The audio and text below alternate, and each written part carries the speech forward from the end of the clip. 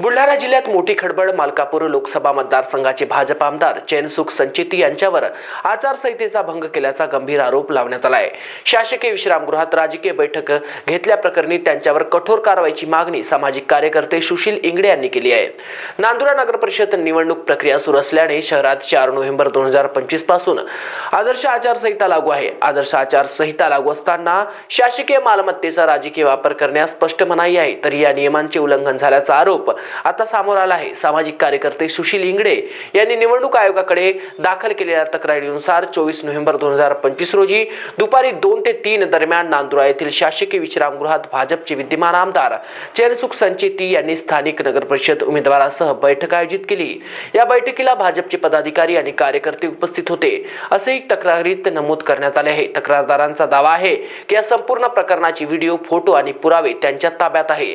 तसेच विश्रामगृहातील सीसीटीव्ही फुटेजही तपासावे अशी मागणी करण्यात आली आहे। या संदर्भात संबंधित सार्वजनिक बांधकाम विभागाचे अधिकारी सचिन तायडे यांच्याशी संपर्क साधण्याचा प्रयत्न करण्यात आला, मात्र त्यांचा फोन रिसीव्ह न केल्याने तक्रारदारांनी नमूद केले। तक्रार निवडणूक आयुक्त नगर परिषद मुंबई तसेच निवडणूक अधिकारी नगर परिषद नांदुरा यांच्याकडे दाखल झाली असून आता या प्रकरणात आमदार संचेती यांच्यावर नेमकी काय कारवाई होणार याकडे संपूर्ण जिल्ह्याचे लक्ष लागले आहे। महाराष्ट्र टीव्ही 24 करिता सचिन पाटील, अकोला, बुलढाणा।